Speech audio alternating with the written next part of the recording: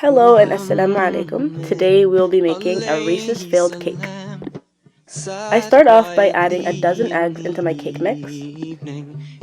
Then I add 2 cups of sugar and 1 cup of vegetable oil. I also add 1/3 cup of heavy cream milk. I then add 2 tablespoons of baking powder. I then add 1 tablespoon of vanilla sugar. Now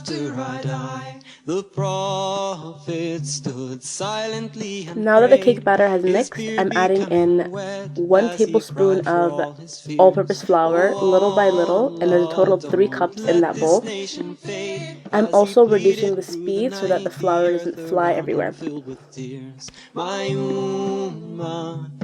Those who follow me, the future of their faith makes me worry till I cry. Now I'm adding the cake batter into my greased cake pan.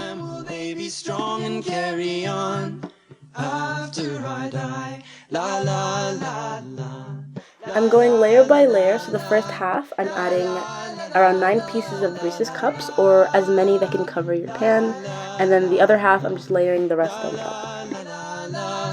I then put it in my oven for 350 for around 20 minutes, or until it turns golden brown like this.